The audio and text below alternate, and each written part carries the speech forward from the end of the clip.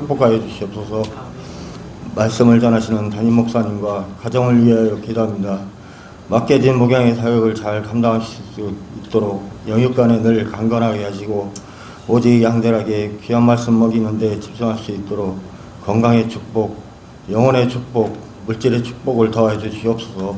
우리 성도들은 그 말씀을 통하여 믿음이 바로 서게 하시고 우리에게 맡겨주신 이 주님의 몸된 교회를 아름답게 세워나가는 우리가 되게 하여 주시옵소서. 예배의 시종을 주님께 맡겨드리며 우리를 사랑하사 목숨까지 내어주신 살아계신 우리 주 예수 그리스도로 이름으로 기도드리옵나이다. 아멘.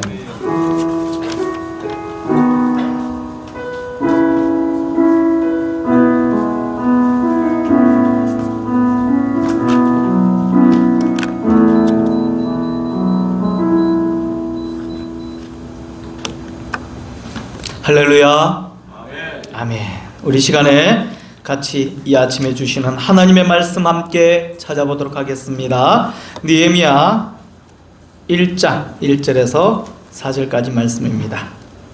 느헤미야 1장 1절에서 4절까지 말씀입니다. 큰 은혜 주실 줄 믿습니다. 다시 한 번 더 힘을 내서 화답해 보시기 바랍니다. 할렐루야. 감사합니다. 오늘 우리 함께 읽었던 이 말씀으로 느헤미야의 나라 사랑이란 제목으로 함께 은혜를 나누도록 하겠습니다. 느헤미야의 나라 사랑입니다. 얼마 전 어린이날을 맞이해서 저희 가족은요 독립기념관 혹시 아시죠? 다녀왔습니다. 거기에 어린이날 행사도 있었고 의미 있는 곳이기도 해서 역사의식도 한번 공부시킬 겸 겸사 다녀왔었습니다. 독립기념관 이 설립 목적이 이렇게 되어 있더라고요. 외침을 극복하고 민족의 자주와 독립을 지켜온 우리 민족의 국난 극복사와 국가 발전사에 관한 자료를 수집, 보존, 전시, 조사, 연구함으로써 민족 문화의 정체성을 확립하고 국민의 투철한 민족 정신을 복돋우며 올바른 국가관을 정립하는 데 이바지함을 목적으로 한다. 이렇게 적혀져 있습니다. 그렇습니다. 나라가 없는 슬픔을 당해보지 않은 사람은요 잘 모른다라고 하신 어른들의 말씀들이 있습니다. 오늘날에는요 세계가 평준화되어졌지요. 그리고 글로벌 이 세대가 되다 보니까요 이 다음 세대들 안에서 민족성, 이 자주성 혹은 국가관들이 제대로 정립되어져 있지 않는 것 같습니다. 심지어는요 일본의 이 역사적 이 왜곡에 대해서도 우리 젊은 세대들 참 무관심한 것 같아요. 독도를 일본 땅이라고 하는데도 절대 반발하지 않습니다. 그냥 누구 땅이든 옛날 과거 우리나라에 어떤 일이 있었는지에 대해서도 전혀 관심 없어 합니다. 지금 이들의 삶과는 직접적인 상관이 없기 때문일 것입니다. 살아가는데 역사나 이런 민족 정신, 이런 세계관, 가치관 이런 부분들에 대해서 크게 영향을 미치지 못하기 때문에 그저 무관한 삶을 저들이 살아가고 있다라는 것이 되겠지요. 그러나 지금 우크라이나를 한번 보십시오. 지금 나라가 저지경 되니까 서로 하나가 되는데 전력들을 지금 다 하고 있습니다. 이 국민들이 일어나고 있지요. 애나 어른이나 노인 할 것 없이 나라를 지켜내려고 안간힘을 쓰고 있다는 것입니다. 나라 모든 국민들이 하나가 돼서 우리나라 절대 빼앗기면 안 된다라고 국가 수복을 위해서 얼마나 많이 애쓰고 있습니까?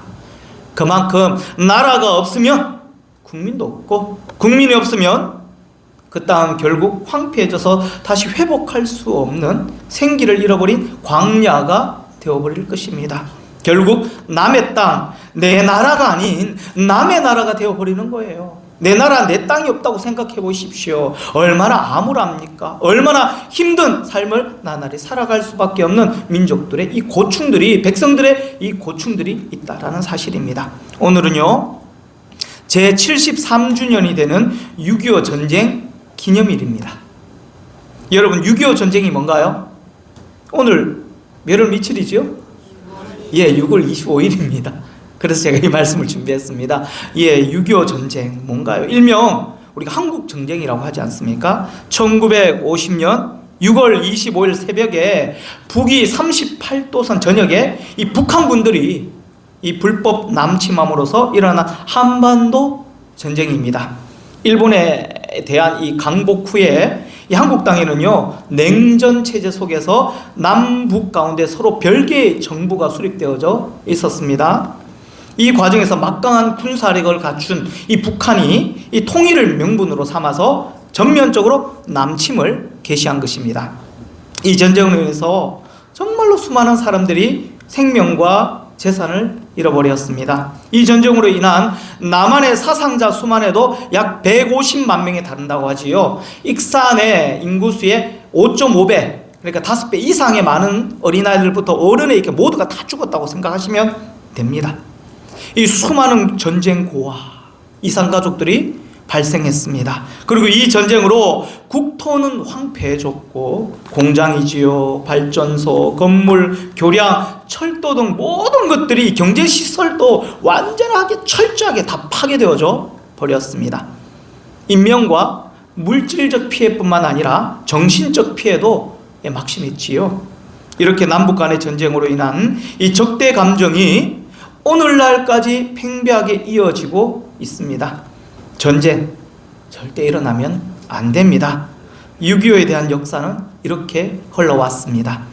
이스라엘의 역사를 살펴보면 이스라엘은요, 애굽에서 나왔지요. 광야를 거쳐 결국에 하나님께서 기뻐하시는 그곳 젖과 꿀이 흐르는 그 가나안 땅에 들어가게 하십니다. 그리고 사사들이 이스라엘을 다스리는 이 사사 시대를 거쳐서 이 왕들이 다스리는 왕정 시대를 맞이하게 됩니다. 이스라엘의 초대 왕이 누구인가요? 이스라엘의 초대 왕, 1대 왕. 예. 우리 친구들은 알까? 이스라엘의 초대 왕, 예, 바로 사울 왕이었습니다. 이 사울 왕의 뒤를 이어 이 다윗이 왕이 되었고, 그 뒤를 이어서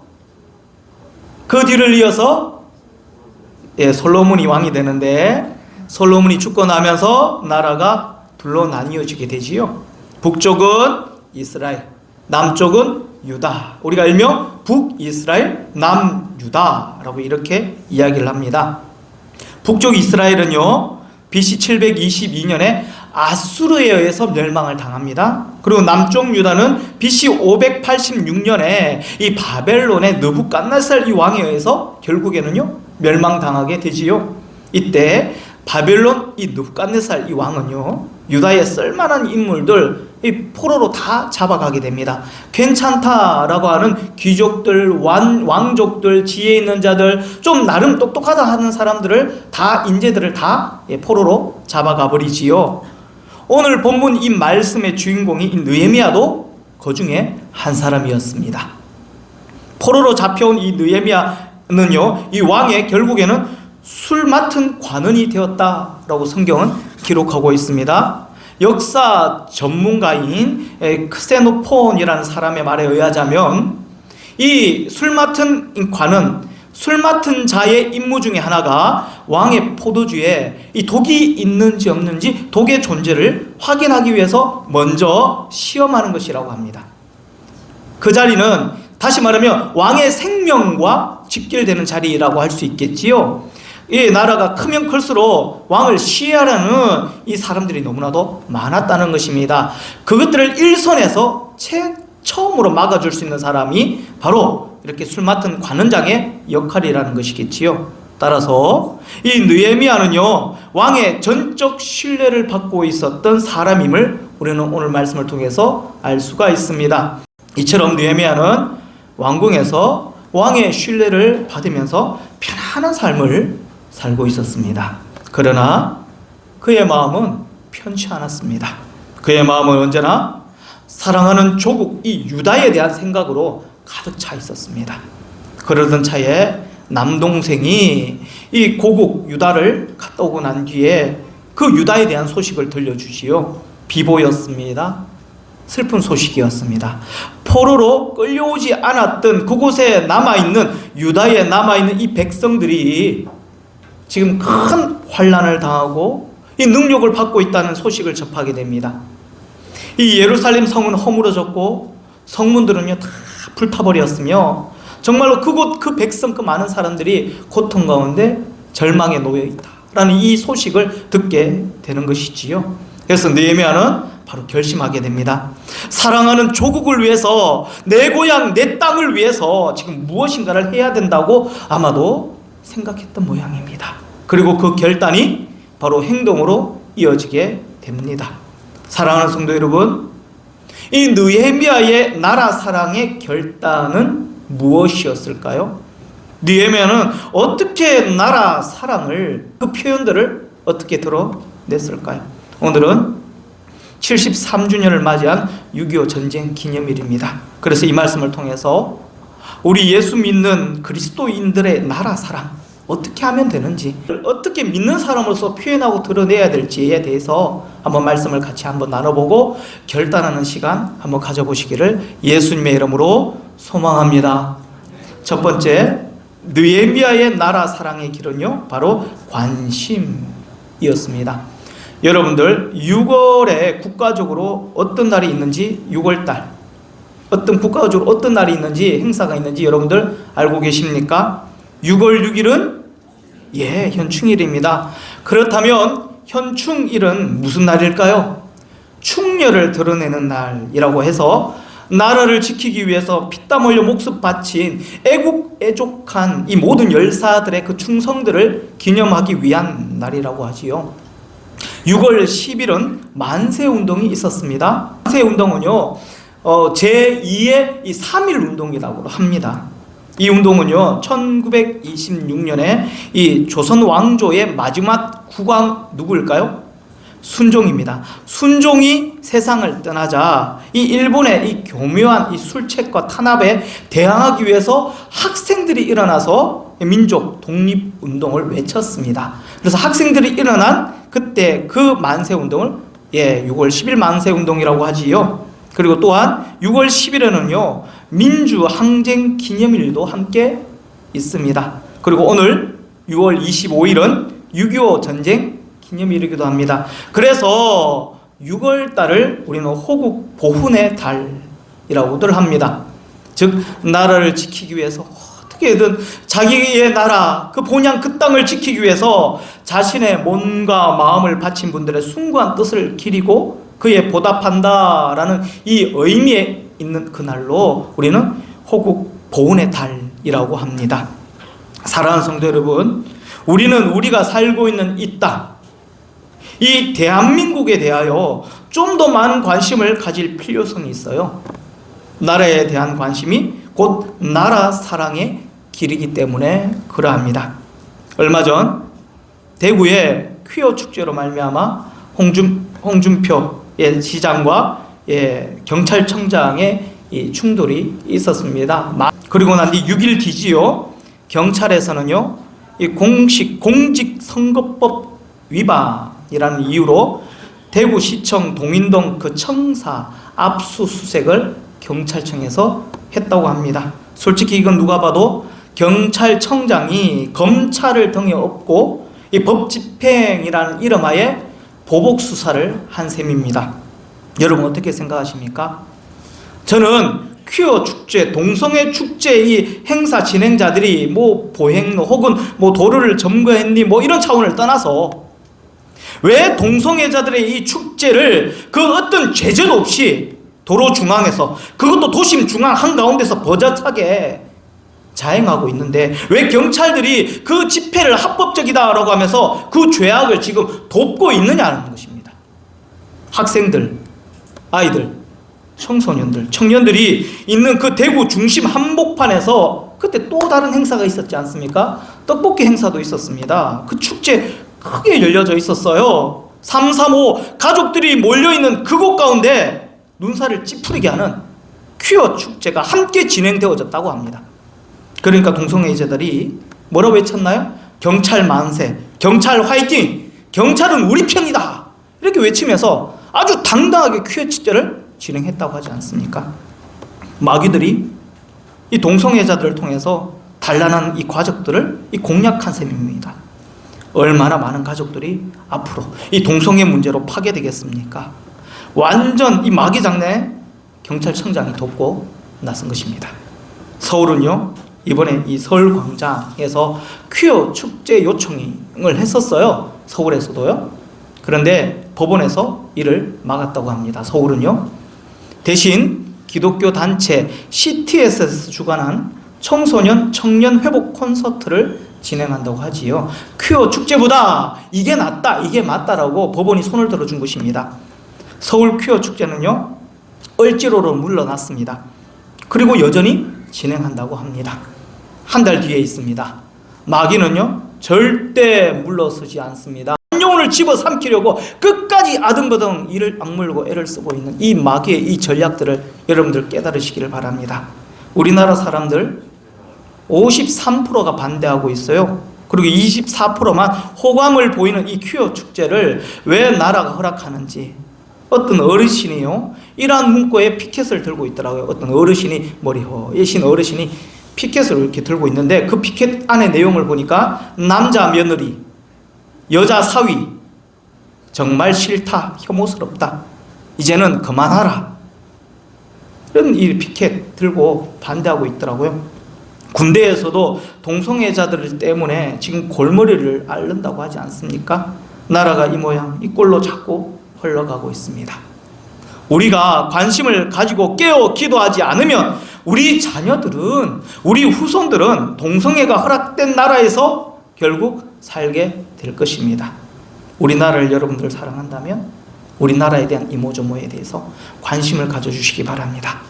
내 자녀들과 후손들이 이 건강하고 아름다운 가정을 꾸리고 행복하게 잘 살기를 여러분들이 바라신다면 우리나라에 흘러가는 이 세대에 집중하시고 다음 세대를, 이 땅을 생각하시는 여러분들의 심령이 되시기를 예수님의 이름으로 소망합니다.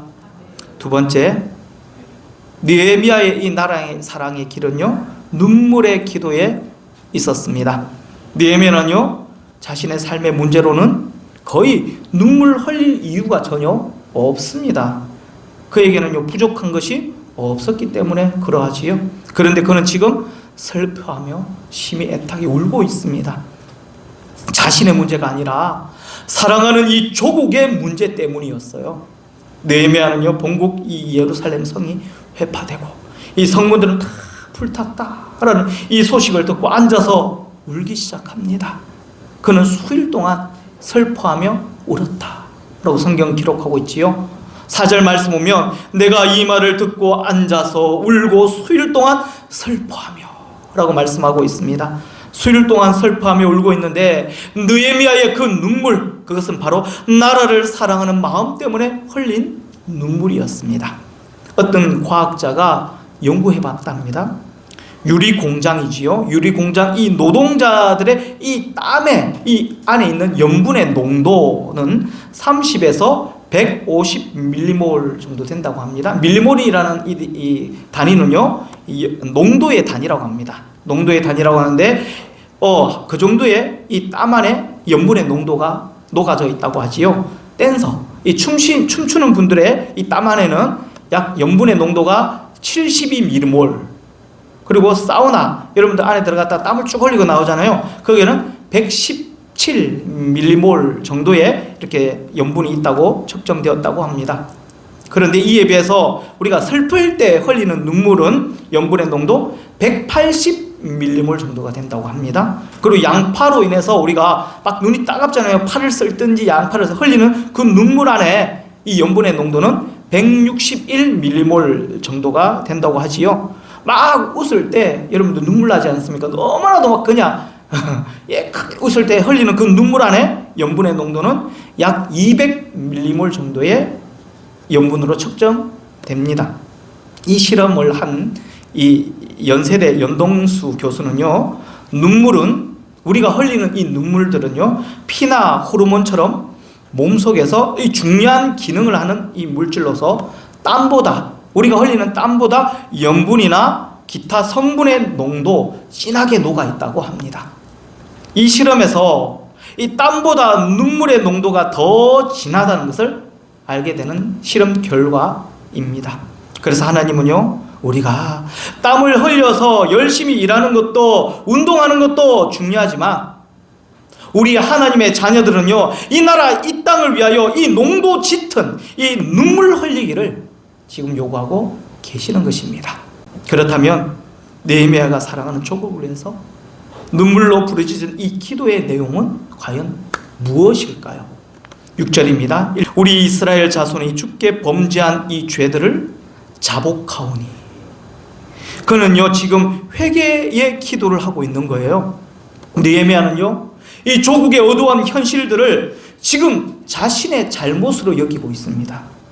내가 두 발 딛고 살아가는 이 땅, 이 나라의 그 현실들이 이렇게 힘들고 어렵게 된 것은 바로 우리 백성들이 죄를 지었기 때문에 그렇습니다. 그 백성들 안에 나도, 자기 자신도 포함되어 있더라는 것이지요.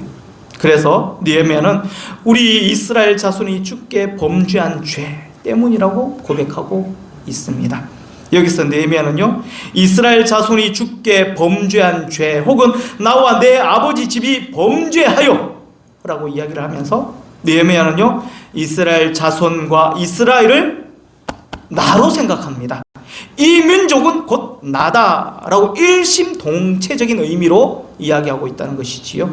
즉 나라의 죄가 나의 죄고 나의 죄가 곧 나라의 죄가 된다는 것이지요. 지금 느헤미야는요 이 나라가 어려움에 처한 것은요 대통령 탓도 아니고 지도자 탓도 아니고 정치인들의 탓도 아니고 당신의 탓, 남의 탓으로 여기지 않고 나의 죄, 내 죄 때문에 이 나라가 지금 이 꼴 이러한 모습으로 세워져 있다라고 생각하고, 하나님 먼저 나를 용서하옵소서. 내가 이 나라 이 땅을 위하여 바로 살지 못하고 기도하지 못한 내 죄를 용서하여 주옵소서 라는 간절한 마음으로 회개를 드리고 있는 것입니다. 나라의 암울한 이 현실을 자신의 가슴에 품고 울며 금식하며 기도하고 있는데 모두 내 탓이라고 기도하고 있는 것이지요. 이것이 바로 느헤미야의 이 나라 사랑의 길이었습니다. 사랑하는 성도 여러분, 예수님께서 십자가를 지시고 이 갈보리 언덕으로 올라가실 때에 여인들이 울면서 예수님을 따랐던 그 사건 혹시 기억하시나요? 그때 예수님께서 막 울면서 자신을 뒤따랐던 이 여인들을 향하여 뭐라고 말씀하셨죠? 그렇지요. 나를 위하여 울지 말고 너와 너희 자녀들을 위하여 울라. 이렇게 말씀 주셨습니다. 이 말씀의 의미는 멀지 않아 이 이스라엘, 너희들이 지금 살고 있는 이 땅이 예루살렘이 로마로 말미암아 돌 위에 돌 하나도 남기지 않고 비참하게 파괴될 것을 예수님께서는 아시고, 수많은 백성들과 자녀들이 앞으로 죽임을 당하게 될 것을 아시고, 예수님은요 이 여인들에게 나를 위하여 울지 말고 너희 나라와 너희 자녀와 미래를 위해서 울라 라고 이렇게 기도하라고 말씀 주셨던 것입니다. 그리고 아울러 디모데전서 2장 1절에서 2절까지 또한 이런 말씀이 나옵니다. 그러므로 내가 첫째로 권하노니 모든 사람을 위하여 간구와 기도와 도고와 감사를 하되 임금들과 높은 지위에 있는 모든 사람을 위하여 하라. 이는 우리가 모든 경건함과 단정함으로 고요하고 평안한 생활을 하려 함이라 라고 말씀하고 있습니다. 임금들과 높은 지위에 있는 모든 사람들을 위하여 기도하라고 명령하고 계십니다. 기도하든 말든 그냥 너희들이 그 사람과 상관이 없기 때문에 알아서 하라라고 말씀하지 않고 그들을 위해서 반드시 기도하라고 말씀 주고 계시는 것이지요. 그래서 우리는요 대통령과 위정자들을 위해서 기도해야 합니다. 여러분, 익산 시작을 위해서 얼마만큼 기도했습니까? 나라를 위해 울며 기도하는 것은요 모든 시대의 그리스도인들의 이 사명이 됩니다. 오늘의 대한민국을 위해 우리의 기도가 내일의 대한민국을 만드는 것입니다. 눈물의 기도로 이 나라 사랑을 표현하는 저와 여러분들이 되시기를 바랍니다. 늘 여러분들이 살고 있는 이 나라 이 땅을 위하여, 다음 세대를 위하여 품고 그 사랑의 표현으로 기도의 눈물을 아낌없이 심고 뿌리는 저와 여러분들이 되시기를 예수님의 이름으로 축복합니다. 마지막 셋째로 느헤미야의 나라의 이 사랑의 길은요 헌신이었습니다. 느헤미야는 먼저 나라의 이모저모에 관심을 가지고 있었어요. 그리고 슬프고 어두운 이 조국의 그 현실을 알고 그는 슬퍼하며 울었죠. 원망하거나 누구를 탓하지도 않았습니다. 그리고 슬프고 눈물 나는 이 나라의 이 아픔의 작금의 이 현실들을 가슴에 품고 하나님께 나아가 금식하며 회개하며 눈물로 기도하고 있었습니다. 그러나 느헤미야는요, 이 나라 사랑 여기서 끝내지 않았습니다. 느헤미야는 이제 조국을 위해서 헌신하기로 결단합니다. 여러분 혹시 양화진에 가보신 분 계신가요? 거기에 가면 우리 한국인들보다 한국을 더 많이 사랑했던 사람들, 한국인들보다 한국을 위해 더 헌신적이었던 이 사람들을 만나게 됩니다. 그들의 무덤과 비석을 보게 됩니다. 그들은 모두가 한국을 위해 자신의 생명을 헌신한 사람들이었습니다. 언더우드가 이렇게 말했죠. 나는 한국 땅에 묻히고 싶습니다. 헐버트는요, 나는 웨스트민스터 사원에 묻히기보다는 한국 땅에 묻히기를 원하노라. 마리 위더스는요, 나는 고국으로 돌아가기를 원치 않는다. 한국에서도 하나님 나라로 갈 수 있다. 그리고 캐드릭은요, 나에게 천의 생명이 주어진다 해도 그 모두를 한국에 바치리라. 이들의 이 헌신이 밑거름이 되어서 우리나라가 눈부신 경제 성장을 이루게 되었습니다. 이들은 학교를 세웠습니다. 문명 퇴치 운동을 전개했지요. 이들은 병원을 지었습니다. 결핵 퇴치 운동을 벌였습니다. 억눌렸던 이 여성들을 세상 한가운데서 당당하게 세우는 일들에 앞장 세웠지요. 금년과 금주 운동과 함께 이 우리나라의 이 가난, 찌질이 가난한 이 일들을 극복하기 위해서 이들은 성심성의껏 최선을 다하여 도와주었습니다. 바로 이들의 피땀 흘린 헌신이 결국 우리나라를 이렇게 일으켜 세운 것입니다. 사랑하는 성도 여러분, 솔직히 우리나라를 위해 우리가 할 수 있는 일들은 그렇게 많지 않습니다. 우리나라에서 높은 공직자도 아닙니다. 그리고 나 하나 어떻게 한다고 해서 나라에 영향을 미칠 만큼 능력 있는 사람들도 아닙니다. 그러나 우리는요, 내가 서 있는 그 자리에서 최선을 다하며 살아가는 모습이 바로 나라를 위한 일이며 나라를 사랑하는 표현이 될 것입니다.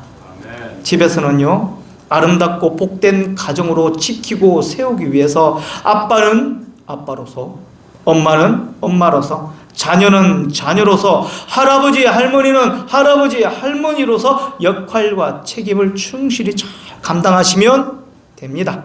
그리고 영적인 부모와 이 자녀 관계를 잘 유지할 수 있도록 서로 힘써 주시고, 하나님께서 기뻐하시는 아름답고 복된 가정이 되도록 신앙의 계보가 끊어지지 않도록 늘 기도하시고 양육 훈계하시면서 애쓰시면 됩니다.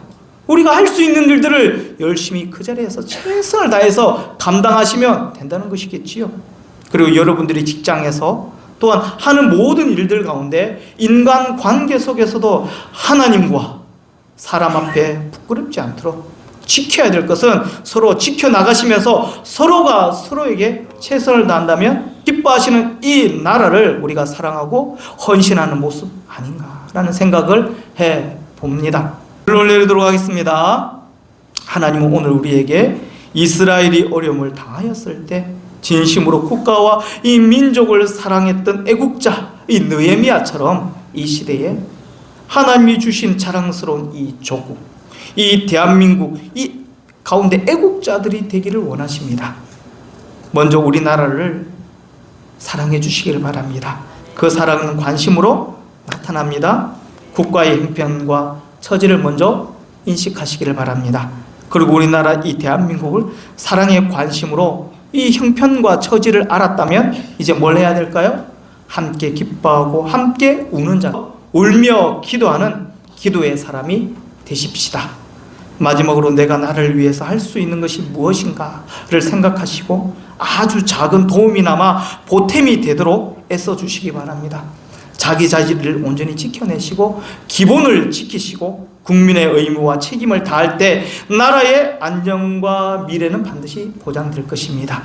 그래서 위대한 대한민국을 우리가 만들어서 후대에 물려주는 위대한 하나님의 백성들이 되시기를 예수님의 이름으로 축복합니다. 아멘.